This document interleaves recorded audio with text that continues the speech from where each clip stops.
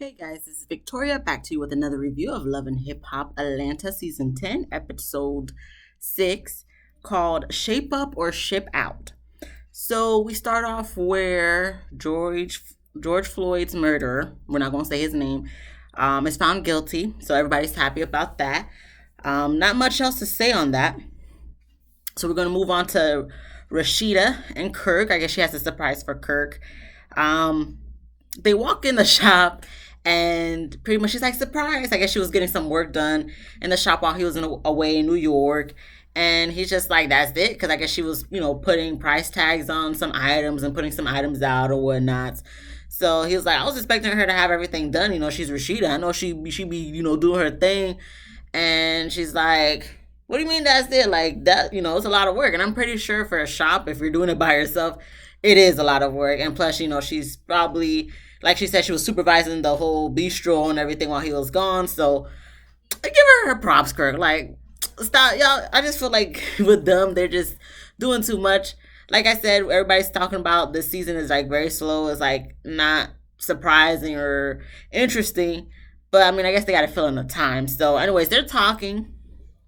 Um, Rashid asked him how was his trip in New York. He was like, it went well. He got to see Christopher and the kids and his grandkids and whatnot. So, they're just talking about business and family. Nothing too interesting to mention really. But Rashida did say she's gonna have a barbecue so she could bring her sister Cheryl Booby over with her girls, I guess, to just try to get closer.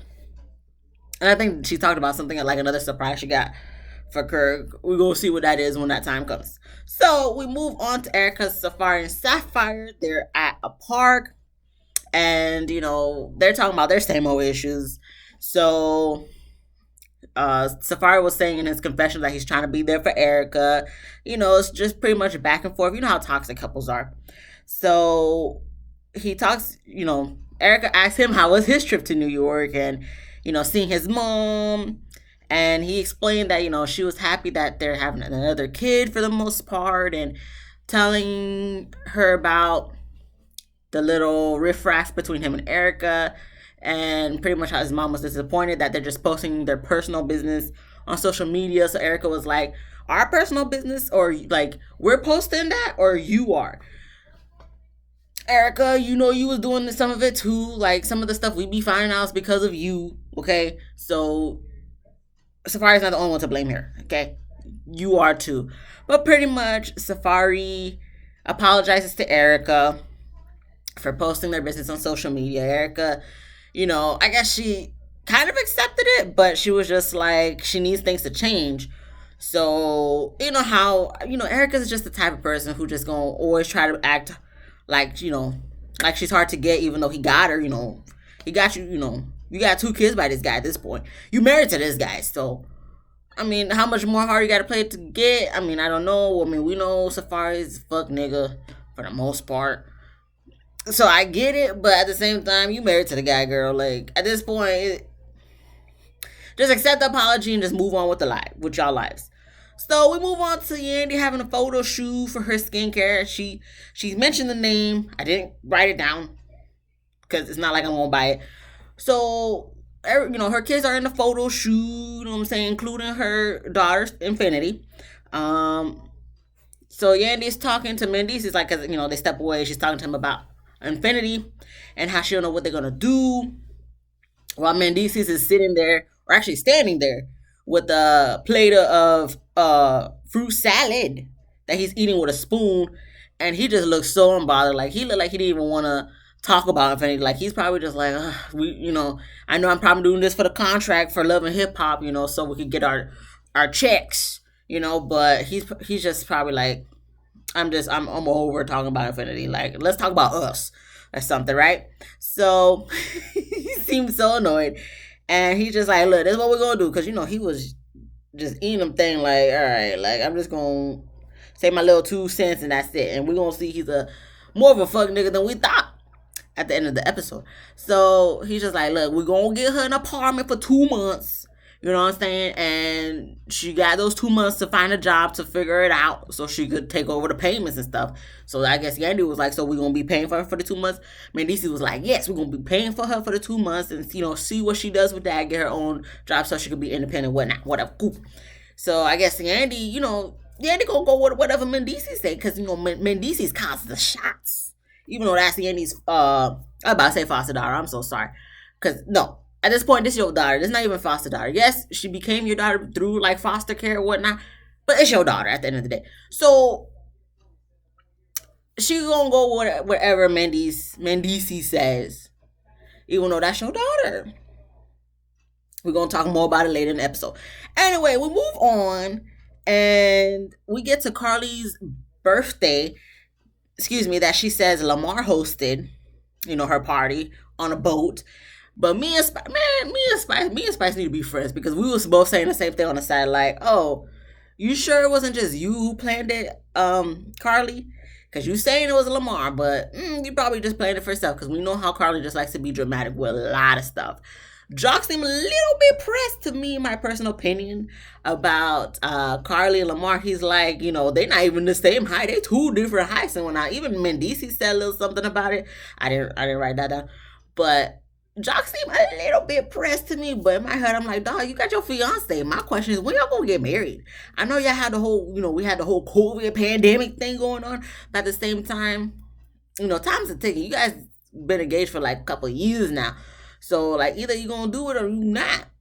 Like, but some people do be engaged for a long time. I don't got time for that. Like, let's get the house, let's get our place, let's just be together. Like, let's be married. We don't have to have a big wedding and whatnot.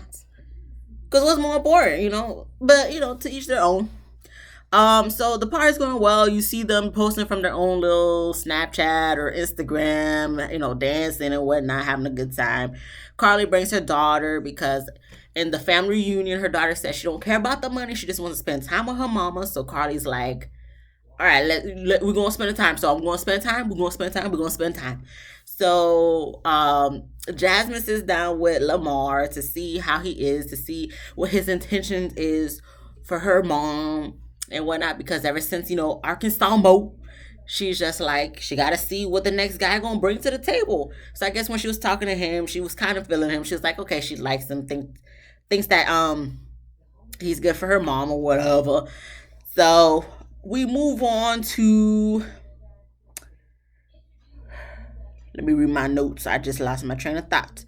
Okay, the girls are talking. So Yandy's talking with Sierra, and I don't remember who else was there that she was talking to. Oh, Sierra and Jock's fiance. I'm sorry, I don't remember her name.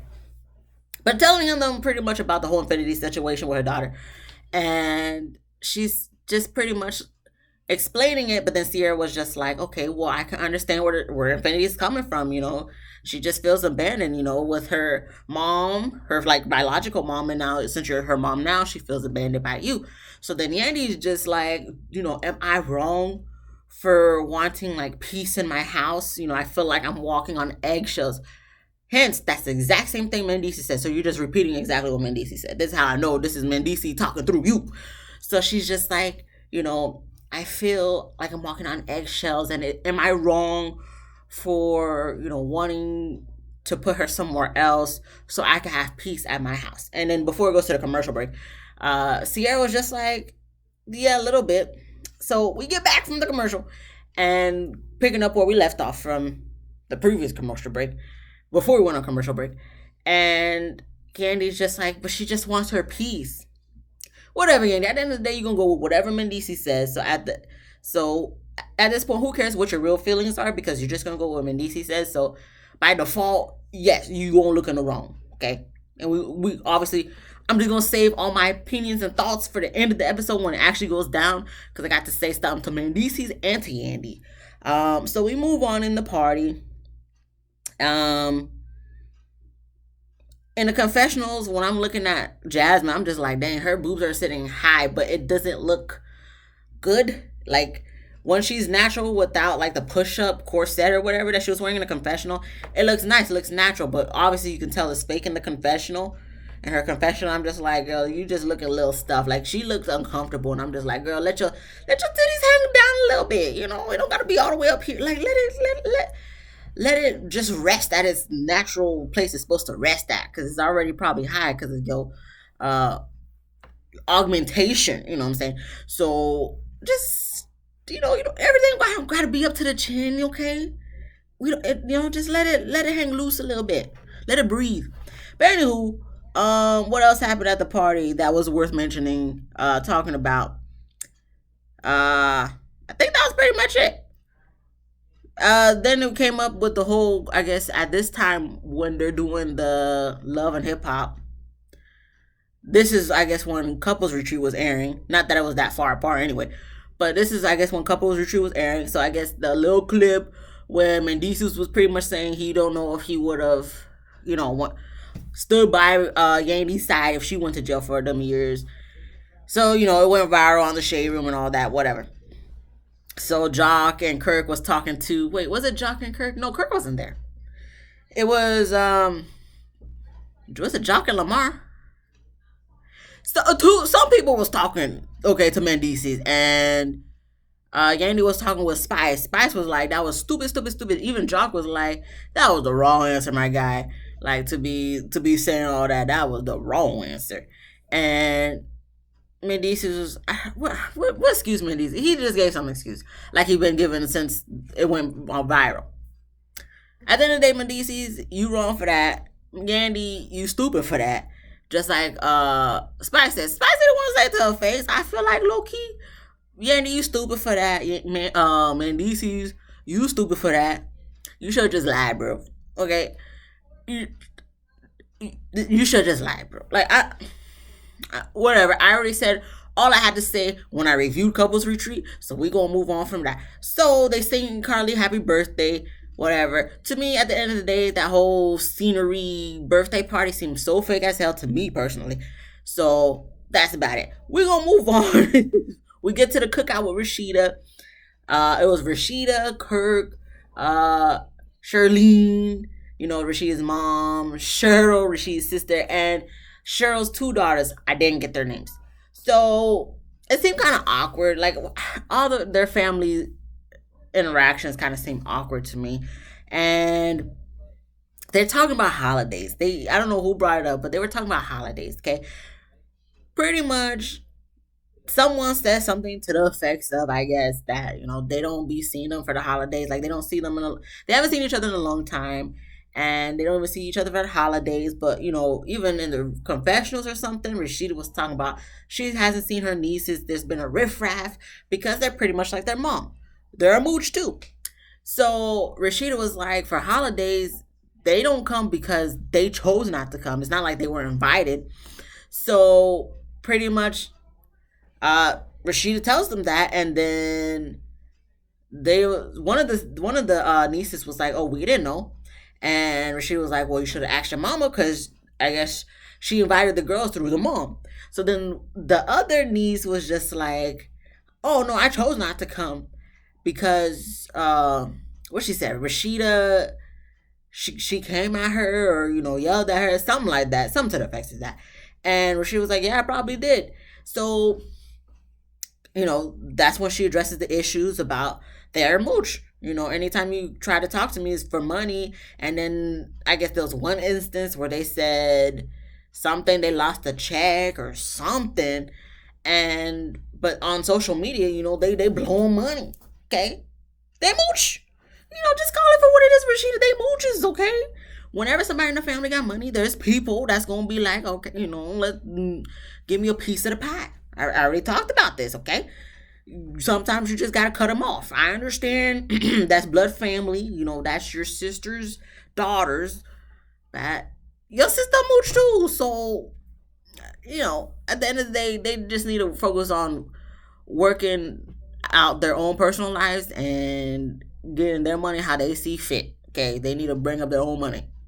Okay, they if anything, well, no, I was gonna say maybe you should have them work at the press shop, or they should ask to work at the press shop so they can get some money. But at the same time, with the little issue y'all having at the bistro with y'all old kids. Yeah, just matter of fact, I know I'm tumbling over my words. Matter of fact, you should direct them to Sierra for her little something with her academy that we was talking about last week. That's what you should do. That's a great idea. Rashida, if you ever watch this, which I'm pretty sure you don't, just be like, oh, my friend Sierra got her own little thingy academy going on. So help y'all build yourselves. But at the same time, it's like they seem like lazy moochers. So that's probably not gonna work out. But at least you tried. Anywho, Rashida says her defense. Rashida says her defense. And I guess Cheryl then says, she blames their actual mom, Charlene, talking about Charlene been putting all this stuff in Rashida's head about her. But at the same time, no, your mama didn't have to put nothing in Rashida's head about you because we see it for what it is. Like, we only seen you for like 2 episodes, and I believe everything Rashida's saying about you and your daughters. So, no, it's not Charlene, it's you. It's you, okay? Let's face the facts here. Admit to your wrongdoings. Okay, you're a mooch. It's not okay, but at least you acknowledge it, but you don't even acknowledge it. And even Rashida said, you sensitive, okay? You're a Pisces. She asks, are Pisces sensitive? Yes, my mother is a Pisces. So I know from personal experience, yes, Pisces are very sensitive. And me as a Taurus, I'm sensitive too. So I would know. Okay, so pretty much they kind of bigger a little bit, but Kirk was just like, listen, I don't even have my mom here with me right now, so you guys just need to move past this. Like, pretty much he's just like, this is stupid, like, why are we doing this? And Rashida's with him on that. Like, she didn't call, invite them over for a little cookout for them to just keep bickering and stay in the past. She wants to move forward with them so they could get closer. And that's where that scene ends. And I mean, we're gonna see if it works out or not, but good luck to y'all, man, because she just seemed like she got issues going on with her personal family and her kids too. Like, it's just all from all aspects. Rashida, just work on building your money, like Kirk be trying to tell you. So anyway, we'll move on to Carly and her daughter Jasmine. They're going jogging. Carly's saying something about when she works out, she always got to eat. So what you're saying is, Carly, your metabolism is working. So that means now the food is not staying in because, since you're working out, you're being active, the food is getting digested more easier than usual than when you're not working out.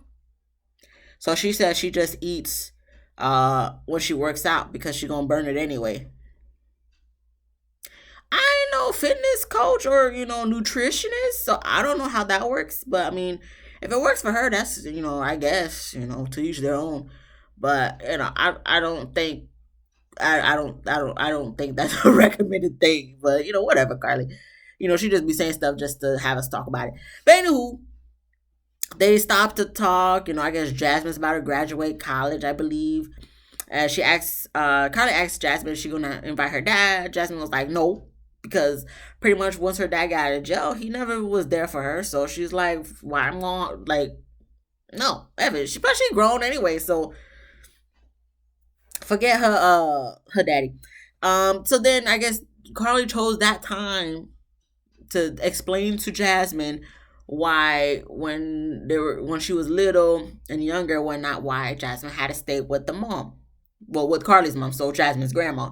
And she went through the whole story, the whole spiel about when they were young. I guess she was married to Jasmine's dad and, they had her, but I guess his past caught up to him, so he had to go to jail. So that now that Carly was a single mom, she had to do what she had to do. Pretty much, that's a long story short, okay? Because I don't remember detail for detail what happened, but Jasmine understood for the most part, and she's appreciative of it. Like I said, she and her and I are on the same page. F her daddy.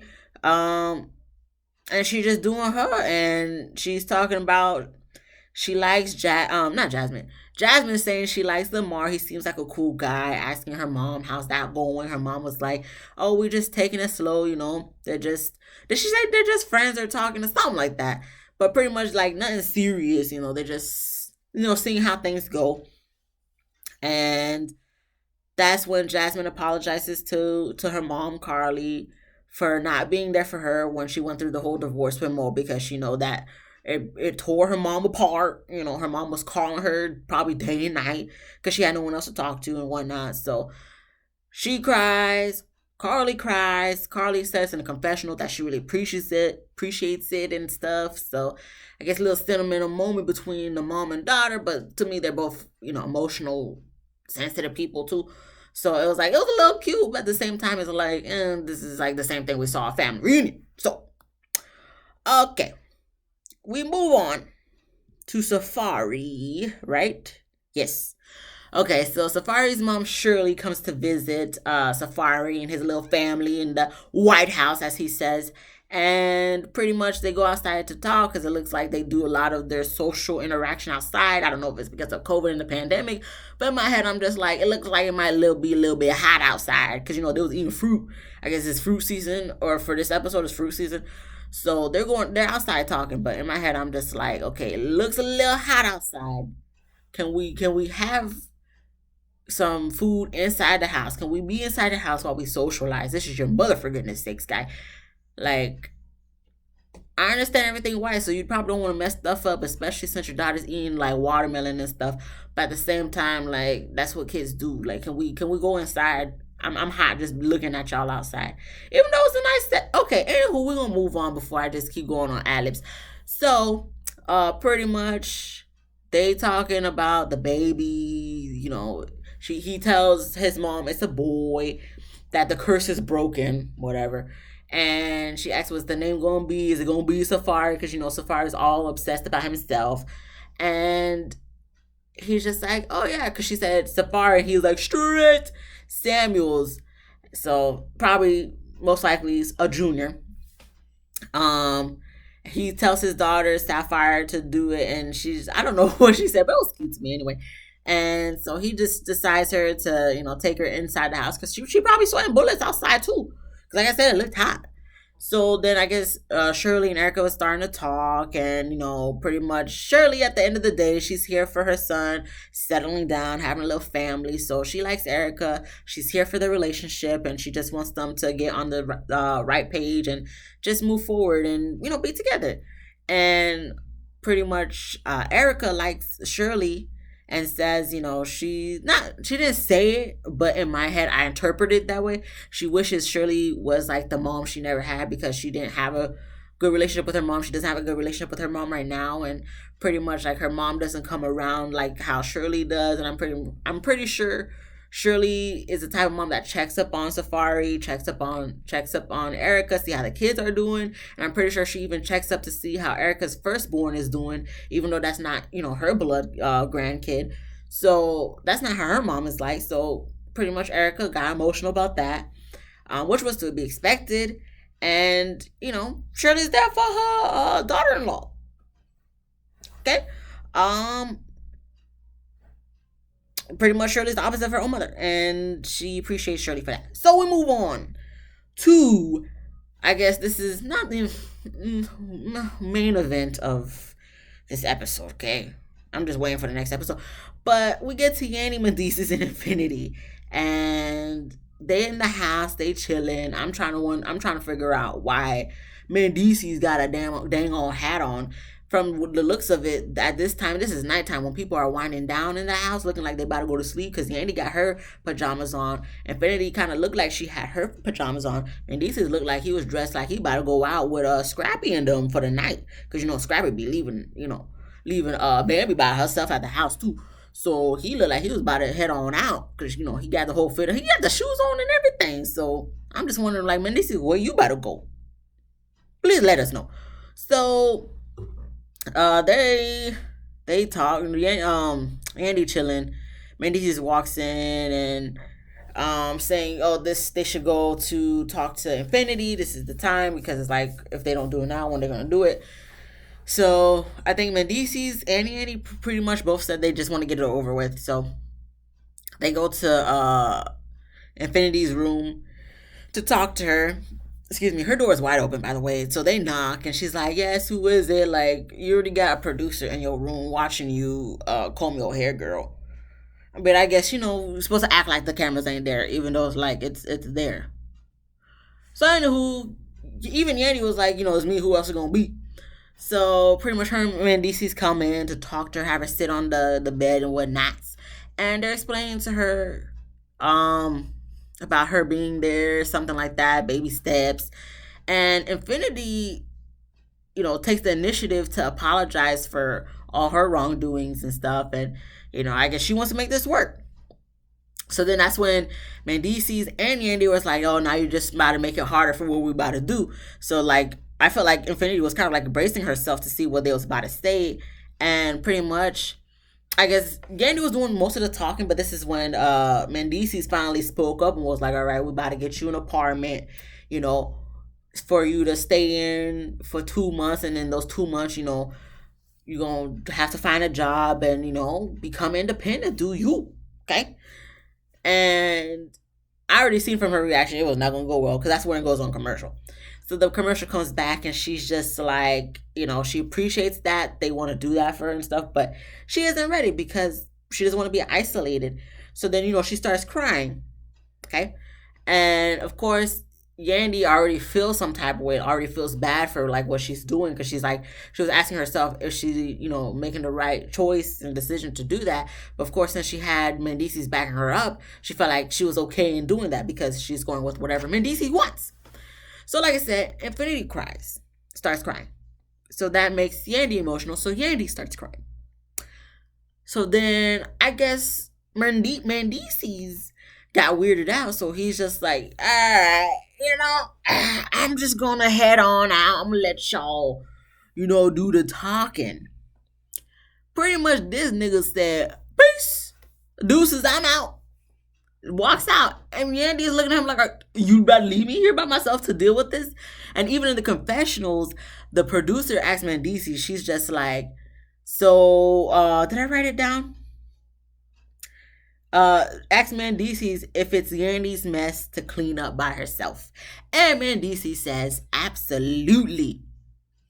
Mendices, you ain't shit. You MF because you the one who put the bug in Yandy's ear from the get-go, talking about, "Oh, this is what we need to do," when y'all was at the photo shoot in your damn fruit salad with your little spoon, talking about, "Oh, this is what we need to do," get her a place for 2 months and stuff like that. And you the one who said from the get-go, like a couple episodes ago, you didn't want to be walking on eggshells in your own house. And it's funny how Yandy says those exact same words in this episode, and now she's talking about she just needs peace. And you just walk out. Like, to me, I was just like, dog, are you serious right now? This is all you're doing. But now that you pretty much got Yandy to, agree with it and say it and do whatever, like, even though he said it, you're like, "Oh, my work here is done. Yandy, you could show her to the door." That's what I got from it. So, Mendices, you ain't shit for that. That's wrong on so many levels. Like, I understand that's not your biological daughter. I understand that's not your foster daughter. But at the end of the day, that's your wife's daughter. Okay? So that in turns make it your daughter too, nigga. Even though technically from what we're hearing, they're not really legally married, but they call themselves married. So at the end of the day, if you call her your wife and she calls you her husband, that's your daughter. Okay? That's your stepdaughter. So that's your daughter. So I thought I was so wrong. And Yandy was just like, "We're just trying to help you." And then Infinity just like, "I don't need your help. I don't need y'all to do this." Da, da, da. Like, pretty much she just doesn't want to be abandoned again. So Infinity gets up and walks out. And like, I feel so bad because it's like, as a person who cries a lot and sees people cry a lot, because I watch like some reality shows and stuff, it's like I would think, I would hope that I can tell the difference between a real cry and a fake cry. But when she was outside talking to that producer, that cry sounded so real. Like, that really touched my heart because it just made me feel so bad for her because she's just like, here she is being abandoned again. And it doesn't help that it's like on national TV either. So I felt so bad for Infinity. Yandy's crying because she just feels so bad too. But I'm just like, you let this nigga talk in your ear to pretty much kick your daughter out. Like, even though you helping her to get her own place, by the end of the day, after the 2 months, it's like you're cutting her off. So, man, Yandy, yes, you should be ashamed of yourself. Man, DC's, you just a fuck nigga. You know how to play the game. Okay, we know your past, so I'm not surprised you know how to play the game, especially with someone like Yandy, someone who's just always gonna try to be on everybody's good side. Yandy, you just need to have a voice of your own and just be like, look, nigga, this is my daughter. She gonna stay in the house. Cause look, she already had her own room. I don't know if that was her daughter's room or something, but like her youngest daughter, but she had her own room and it was working out because y'all got a big house, okay? But, like I said, I understood, on one point of, you know, she did all these things. She threatened to write a book and air out like personal details or something like that. I get it and that you feel uncomfortable, but she just apologized. Like, I don't know. Like I said, I don't got kids, but oh man, I just feel so bad for Infinity. That's where the episode ends, and we're gonna see some more drama next week. So looks like it's gonna be a little entertaining next week too. We're just gonna see what happens. But that's it, guys. That's it. I'll see y'all next week for the next review of Love and Hip Hop Atlanta. Bye.